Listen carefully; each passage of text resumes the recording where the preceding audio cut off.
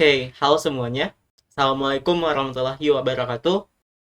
Di sini saya izin untuk mempresentasikan tugas praktikum saya sebagai postes ya, yakni berjudul Subnetting dan IP version 6 atau IP version 6-nya.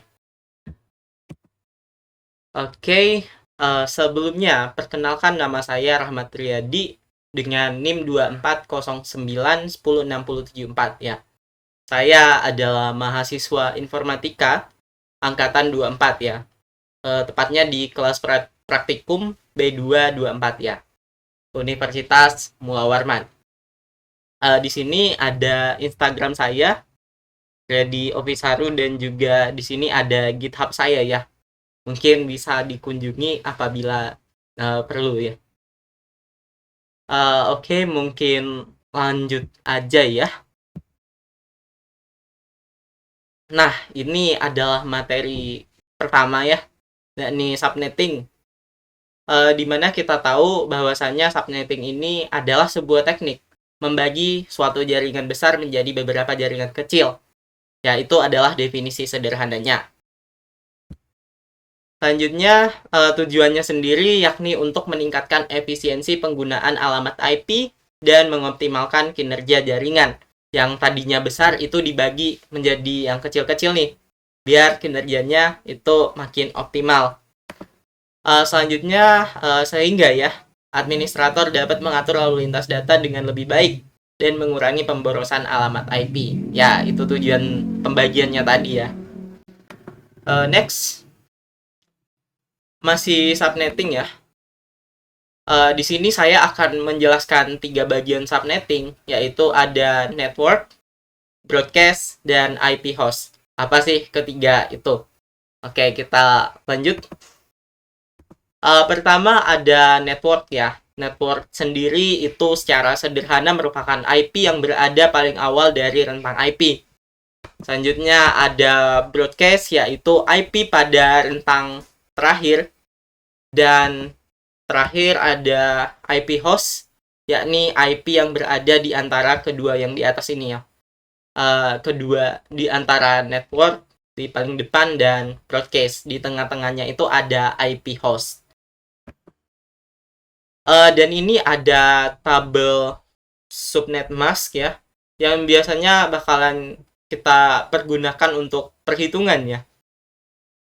Di sini ada baiknya kita hafal, cuman mekanisme sederhananya yang baru aku pelajarin di sini, bahwasannya setiap ini kan ada 32 nih. Setiap naik di sini bakalan dikali 2. Dan itu akan berlaku seterusnya sampai garing 8 deh. Itu nanti jumlahnya sangat gede ya. Kalau nggak salah itu ada 4 miliar ya. Pokoknya nanti kali 2 terus. Ini 2/24. Nomor IP-nya ada 256. Itu kali 2 nanti jadi 512. Atau kalau lebih sederhananya bilangan berpangkat 2 ya. Sebentar. Oke, kita lanjut ya. Oh ya, di mana subnetting ini ditulis menggunakan format 32 bit binary ya. Biner. Di sini dia dibagi dalam 4 section ya. Di mana satu sectionnya itu terdiri dari 8 bit, bisa angka 0 atau angka 1. Oke, next aja. Kita ke OSI dan TCP/IP ya. Ini adalah ilustrasi sederhananya, di mana OSI reference model itu terdiri dari 7 layer, yakni application, presentation, session, transport, network, data link, dan terakhir itu physical. Di mana nih teman-teman, kalau misalnya kita ingin mengirimkan suatu data, itu dikirimkan lewat layar 7, nanti bakalan diterima oleh penerima yang lain itu lewat physical. Jadi dia bakalan nerima sampai ke layar 7 lagi. Ini 1, ini 2. Ya gitu lah ya konsep sederhananya ya. Kemudian di sini ada TCP/IP atau conceptual layer. Di sini pada TCP/IP layer 7, 6 sama 5 dari OSI itu digabung menjadi satu application. Di mana nih teman-teman, TCP/IP ini yang kita gunakan sehari-hari di internet ya. Jadi ini adalah ada 4 layer ya, mulai dari application, transport, network, interface ya. Di sini juga digabung ternyata dari 2 layar OCI ini. Oke, mungkin next ya. Sebentar, ini kita hapus dulu. Oh ya, ini malah kembali ya. Sebentar.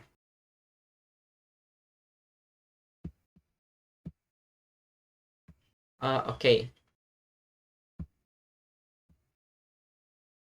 Oh ya, ini penjabaran lebih lanjutnya, di mana jumlah lapisan OSI itu ada 7 lapisan, sedangkan TCP/IP itu 4 lapisan. Dari cara menggabungkan fungsi, itu membagi beberapa fungsi ke dalam lapisan yang berbeda untuk OSI, dan TCP/IP itu menggabung beberapa fungsi ke dalam satu lapisan. Kegunaannya sendiri, ini OSI seperti yang aku katakan tadi, ini untuk merancang jaringan, merancang peralatan dan keamanan jaringan.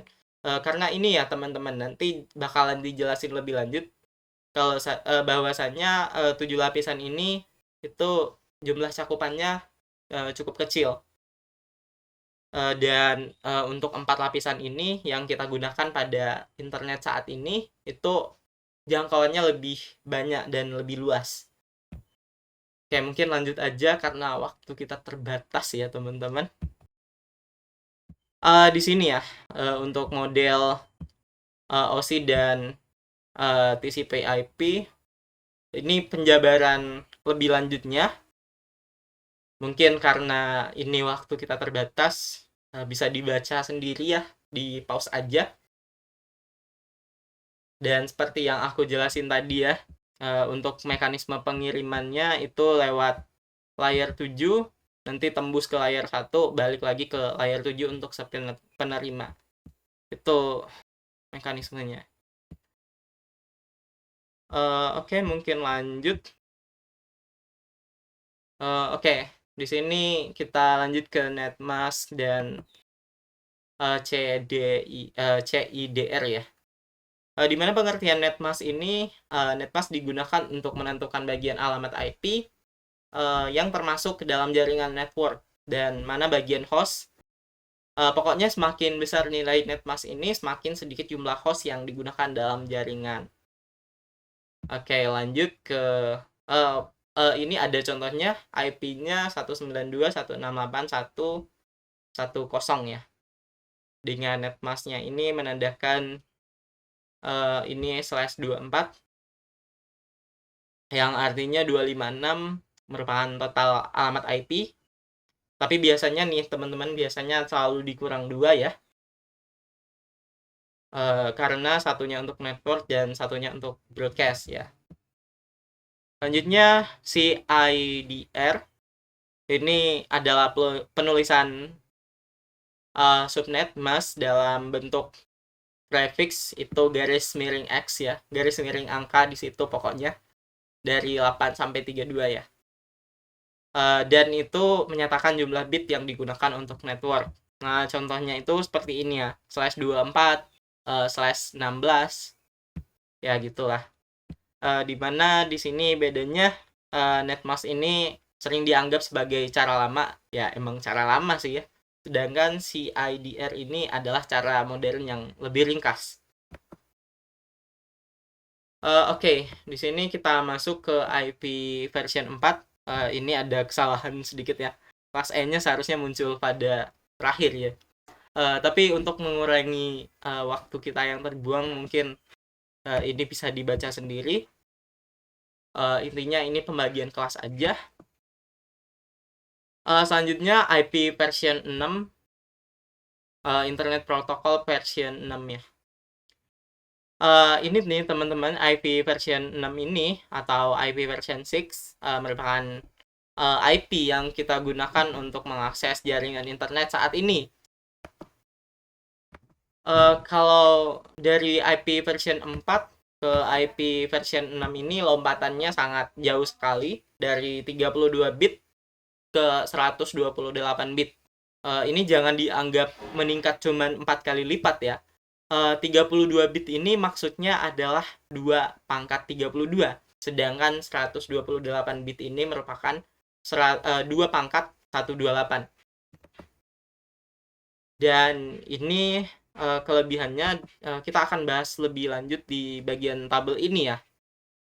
Seperti yang aku bilang tadi, IP version 4 itu 32 bit, IP version 6 itu 128 bit. Dan format alamatnya dari desimal ke heksadesimal ya. Dan ini, oh ya, jumlah alamat yang bisa ditampung. Tadi udah aku singgung di awal sedikit, di awal-awal banget tadi ya. Itu kaitannya banyak sih tadi ya. Kalau misalnya ini 32 bit itu 2 pangkat 32 dan 128 itu 2 pangkat 128 ya. Sisanya bisa dibaca sendiri ya. Oke, ini adalah yang terakhir, itu FLSM dan VLSM ya.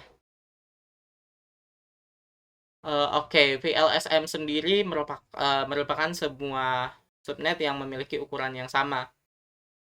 Tapi untuk lebih singkatnya, kita langsung ke kesimpulan aja ya, karena waktunya terbatas.